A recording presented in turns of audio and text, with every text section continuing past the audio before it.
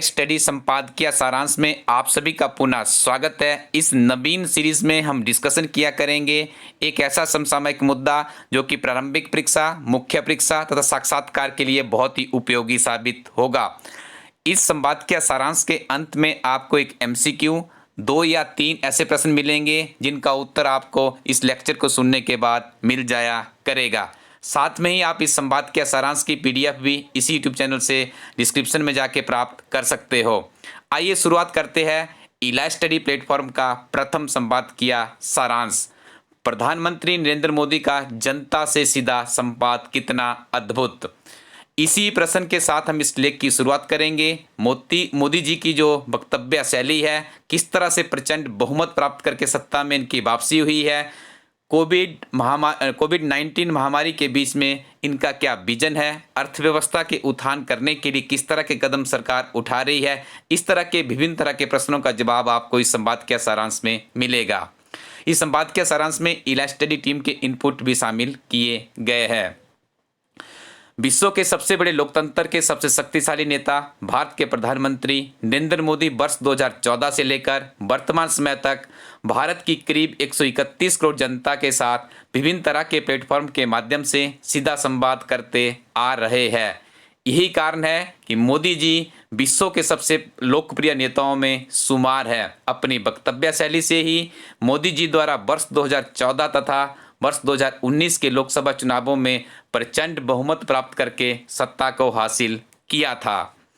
आज संपूर्ण विश्व कोरोना वायरस की चपेट में आ चुका है। बड़े बड़े शक्तिशाली देश जैसे अमेरिका, इंग्लैंड, स्पेन इत्यादि देश भी औंधे मुंह पड़े हैं। वही भारत के जननायक नरेंद्र मोदी निरंतर जनता से इस मुश्किल घड़ी में भी देश की एकता, अखंडता, आत्मनिर्भरता के मार्ग को प्रशस्त करने के रास्ते को खोजने का भरसक प्रयास कर रहे हैं। एक ऐसा ही प्रयास 12 मई 2020 को रात्रि 8 बजे भारत के प्रधानमंत्री नरेंद्र मोदी जी द्वारा जनता के साथ सीधे सीधे रूबरू हुए, जिसमें देश की जनता को कोरोना वायरस से लड़ने के लिए अनेकों ऐतिहासिक तथ्यों के साथ 20 लाख करोड़ रुपए के आर्थिक पैकेज की घोषणा का ऐलान भी किया, जिसकी वर्तमान समय में बहुत ही ज़्यादा आवश्यकता भी थी। विभिन्न तरह के मंचों पे इस तरह के जो आर्थिक विशेषज्ञ थे इस तरह के पैकेज की डिमांड भी कर रहे थे। अपने अभिभाषण की शुरुआत में नरेंद्र मोदी जी द्वारा कहा गया, कोरोना वायरस के कारण जिन लोगों ने अपनों को खोया है उनके प्रति संवेदना व्यक्त करता हूं। पूरी दुनिया इस संकट से जूझ रही है, लेकिन हमें थकना नहीं है, हारना नहीं है। कितनी बड़ी बात को हमारे प्रधानमंत्री बड़ी सरलता से कह गए। कठिन से कठिन शब्दों का इस तरह से तालमेल स्थापित करते हैं कि सुनने वाले के जीवन में नूतन संचार का प्रवाह स्वतः ही उत्पन्न हो जाता है। कोरोना वायरस में मानव जीवन चार दीवारी में सिमट कर रह गया है। देशवासियों के जहान में निराशा का उपजना स्वाभाविक है। ऐसे में भी प्रधानमंत्री नरेंद्र मोदी आशावादी विचारधारा के साथ नवीन साधनों की खोज का मार्ग जनमानस के लिए तैयार करते दिख रहे हैं। आज हम एक अहम मोड़ पर खड़े हैं। यह वैश्विक आपदा विश्व के लिए ये संकेत और संदेश लेकर आई है कि अब हमें आत्मनिर्भरता के मार्ग को प्रशस्त करना ही होगा।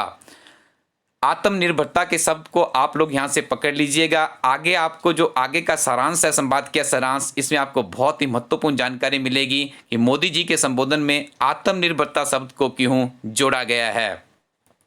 विभिन्न देशों के 42 लाख से अधिक लोग कोविड-19 से संक्रमित है। करीब 2.75 लाख से अधिक लोगों ने वायरस के कारण अपनी जान गंवाई है। भारत में भी कई परिवारों ने अपने प्रियजनों को खो दिया है।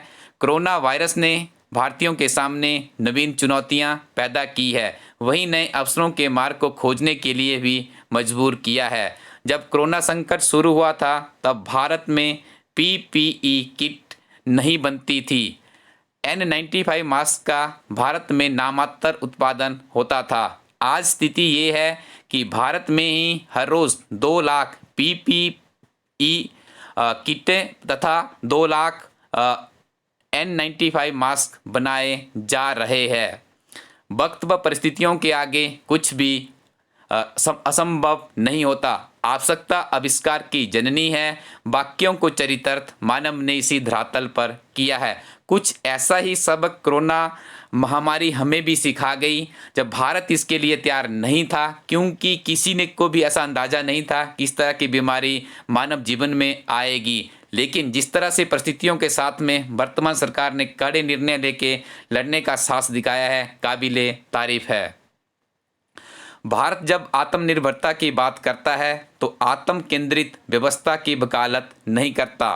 भारत की आत्मनिर्भरता में संसार के सुख, सहयोग और शांति की चिंता होती है। हम ठान लें तो कोई राह मुश्किल नहीं, आज तो चाहा भी है, रहा भी है। आत्मनिर्भरता के लिए ये अर्थव्यवस्था में आत्मनिर्भरता के उत्थान के लिए 5 पिलर है: इकोनॉमी, इंफ्रास्ट्रक्चर, सिस्टम, डेमोग्राफी तथा डिमांड।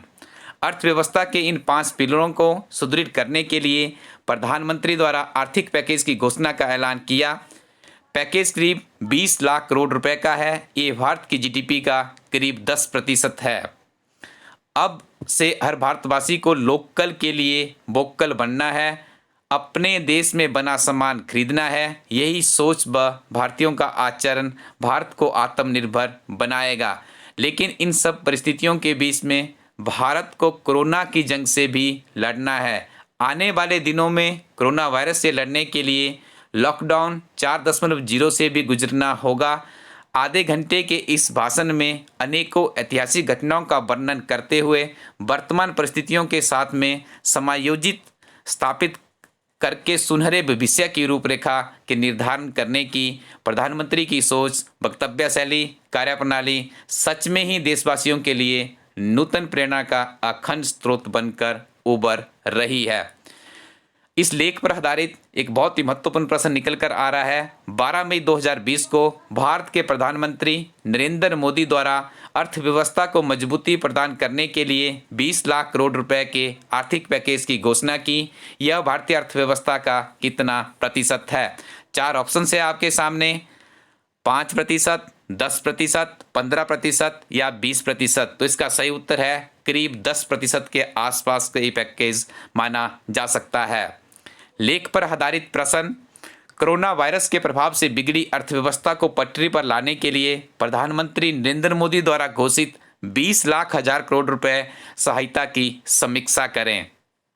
कोरोना वायरस के फलस्वरूप उत्पन्न हुई परिस्थितियों ने भारत के समक्ष आत्मनिर्भरता का मार्ग प्रशस्त किया है।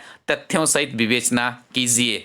बहुत ही महत्वपूर्ण 2 प्रश्न यहाँ से निकल कर आ रहे हैं। यदि आपको ये हमारी पहल सही लगती है तो नीचे आप लोग हमारे इस यूट्यूब चैनल को सब्सक्राइब कर लें और अपने फ्रेंड सर्कल में भी हमारे इस यूट्यूब चैनल का लिंक जरूर शेयर करें।